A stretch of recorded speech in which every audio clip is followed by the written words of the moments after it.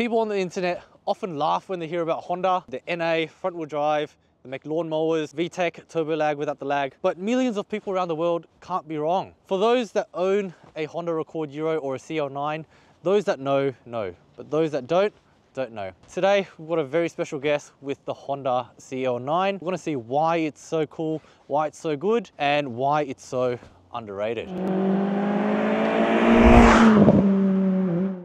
Welcome back to another episode of MDTV, guys. Here I've got Dan. How you going, Dan? Good. That's good. Tell us a little bit about your car, why you got it, and how it came to you. This is a Honda Accord Euro. My one's an 03 model. I've always been a Honda boy, so I had a Prelude before. It blew up, H22 problems. What kind of problem, sorry? H22, that's the engine that came in the Oh, Prelude. right, okay, yeah. It just pissed oil everywhere and it died. So I needed a replacement, a nice daily, something reliable. Boom, this is the answer. K24, reliable, good aftermarket support, and this is what I came up with. For the general population, when they look at this in its stock form, I reckon it looks pretty sporty. But for most people, it just looks like a regular passenger car. What was it about this that stood out to you? The looks, I reckon. The looks, yeah. Yeah, and how did it come to you? Was it stock? Was it modified? It was bone stock. There was no lip kit. It had 16-inch wheels, which was so ugly. I bought it at a dealership for like 5K. Oh, 5K? Yeah. I reckon these are so affordable. They are. And you know, from what I hear, from what you've told me so far, they seem like very underrated, especially for the price. Like, what about this do the Honda enthusiasts know about that the rest of the world don't? The engine, K24. People take the motors out of this, chuck into everything. Civics, Integras, MR2s, the list goes on. Is it that good? Is it because it's high powered, it's a strong block, or? It's pretty robust. It's a strong aftermarket, lots of research done. So they make good power NA and boosted. Just to be clear, that Euro R badge, it's not actually a Euro R. Oh, so yeah, I bought that from Japan. Yep. But it's got Euro R parts on it, like the gearbox. Right. Okay. Which makes the biggest difference in terms of driving experience. Right, and was the stock gearbox like absolute crap, or? Oh, it was just super long. So when you hit VTEC from first to second, you would drop out of VTEC. So what's the point? Oh. On stock tune, I think it's 5500, you would drop to like 4500. The reflash fixes that, but I wanted something a bit more oomph. Oh, so you've had this tuned and everything as well? Not quite, it's a reflash. Reflash, yeah, right, okay. Chong data. Did my first track day in it, first drag day in it as well, and a roll race, which I got smashed at because everybody had like boosted Evos and Lambos, but it was fun. You mentioned that you've had a body kit. You know, it looks good, but it looks quite understated. It's flying very under the radar. That's what I was aiming for. I don't want to be a cop magnet, I don't want defects, anything like that. And I think, you know, within the car community, Honda boys get a lot of slack because in the early 2000s with the Civics, they made it look like shit. They do, yeah. Right? They put all these, you know, they put giant wheels, it's slammed to the ground. It sounds like a lawnmower. They've got stuff hanging out of the bonnet, but this is like clean and understated. You know, it perfectly describes this car in the community. Very underrated, hey? Yeah. Does it handle well? It does. It nails the balance pretty well. That's why I like it. What about the handling is so good? The double wishbone suspension, it just makes it handle as if it's on rails, believe it or not. You were telling me off camera, it's double wishbone at all four Yeah, cameras. that's it. So even in its stock form, does it handle okay? For what it is, yeah. Let's start with the mods then, man. What kind of performance mods or handling mods have you done? We'll start with the engine. Headers, intake, exhaust, throttle body. Half of that is from a Civic Type R FN2. That's the beauty of K-Series. A lot of the parts are interchangeable. Right, also it's completely modular and they just fit pretty on. much. Even though this engine is larger, everything else just... That's it. So the K24 is pretty much a stroked version of the K20, but pretty much it still has the same bore. So what people do is they take the K20 head and they put it on the K24 bottom end. That way you get the best of both worlds. And what is the best of both worlds? Torque, which is what the K24 is known for, and top-end power, which is what the K20 is known for. And what about the handling mod? Coilovers, wheels and tires, rear sway bar. Standard's like 14 mil. This is a 19 mil. 14 mil sway bar, That's standard. It. Oh man, the understeer on that must be crazy then. It was, yeah. And those wheels, man, they look so cool. What have you done on this rear angle of the car? So custom tail lights from House of Illuminate. This lip is from it's still from a CL9, but what it's known as is the modular kit. So that's the front lip, the side skirts, and the rear lip. So I've got the whole set. Obviously those wheels are aftermarket. Yeah. What wheels are they, and have you done any brake upgrades? So these are BBS RGRs, which I bought off another Accord owner. He's a great guy. Shout out to Frank and Marvin. Brakes, CU2 Accord. The second generation of this car, they're like 100 kilos heavier and they're dual pistons. 100 kilos heavier on the second. Oh, and That's they look much larger as well. Exactly. It's all the safety stuff. 2 pistons For the fronts. For the front, Yeah. right. And what about the rears? It's still just a floating caliper. Rears are still standard caliper, but Yeah. I changed the pads and rotors to slotted. Do you know how much power the car is pushing? It's roughly, I'd say 200. 200 kilowatt, or No. 200 horsepower. Yeah, that's it. Right, and that's just from the reflash. And right. bolt-ons. And do you feel like this car needs more power? For a daily, it's fine. For a track, maybe a bit more. If you Yeah. put in like high compression build, maybe. Yeah.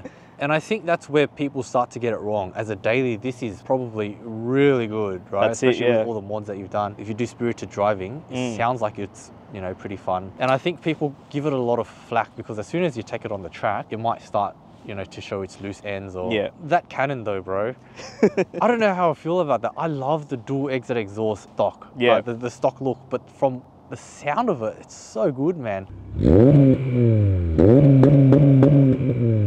What exhaust is it? It's full system pretty much I've done. The headers are Surge Bow headers and they're wrapped. The stock ones are very thin, so you lose a lot of top end power. From there, it's 200 cell cat. From the cat back, it's a 2.5 inch full stainless steel and it's got 2 resonators. Resonators cuts out like all the high pitch droney sound, which a lot of, you know, Civic drivers are known for. Oh man, that's terrible, yeah. That's why it's so nice and deep. And the last bit is a Varix cannon. The good thing is you can close it up to make it sound stock. Oh, so it's valved? Yeah, that's it. Nice.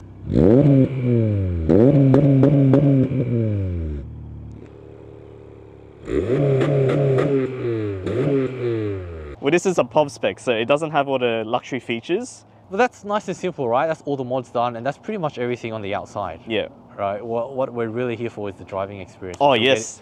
And we'll get into that soon. Hey, this is, you know, where you sit most of the time as a daily. It doesn't look bad. It looks like it's aged pretty well. The leather's not cracking and all that stuff. What have you done to the inside?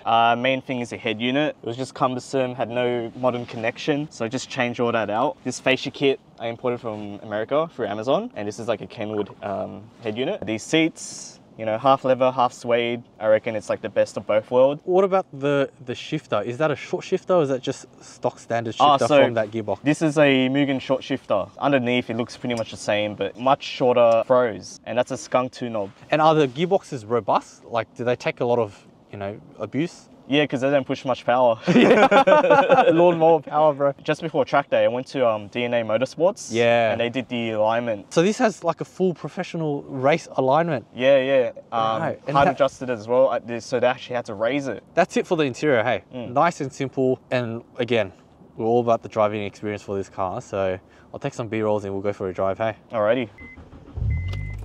Oh yeah. I love the, it's such a deep note. Yeah, that's the way I like it. Yeah. Give it a go. Your clutch pedal is so soft. Is it?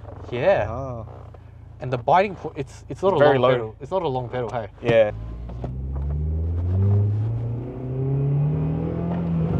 Oh, that's pretty cool, bro. The way it comes on is pretty nice. Linear, as I said. Yeah. Most of the time I'm in a turbo car, so it's really refreshing being in like a NA car.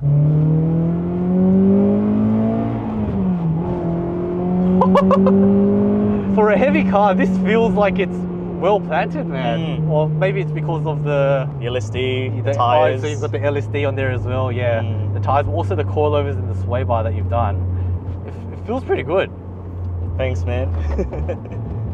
Oh, the rev matching is very easy as well. Lightweight flywheel will do that. Oh, you got a lightweight flywheel? From a Civic Type R. Oh, right, Yeah. okay. And is that the stock flywheel and everything from there? That's it. It went from 11 kilos to 6, I think. Oh, wow. What did you say? You got 2 resonators in there? That's it. So it sounds pretty good. Yeah. It's not too drony. Not raspy at all. The steering is nice. Obviously power steering, right? But it doesn't feel dead or anything. Yeah, that's a common complaint with modern cars. Yeah. It's dead because it's electric. Yeah.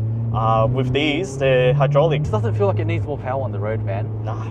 I can see what you mean when you say it's a very fun daily. And the power comes on straight away. That's the magic. I'm just not used to the throttle because as soon as I step on it, it's like vroom, vroom. Downshift. Oh, nice. Oh, The engine braking feels really good. From the outside, it looks like a long car. Yeah, yeah. It doesn't feel like a big car.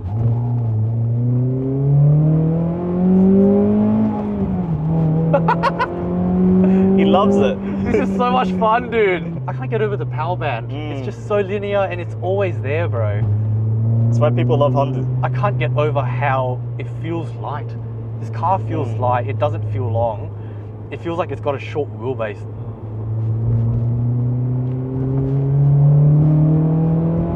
I heard that VTEC kick in. Oh, it's so entertaining. There you go. It's a daily, very affordable, probably one of the most underrated performance cars. Very deceptive when you're driving. It feels so much lighter. It feels so much shorter. Performs pretty well. Thanks, Dan, for coming out on the channel. Thanks for letting me drive your car, dude. Thanks for watching, guys, and I'll see you in the next episode.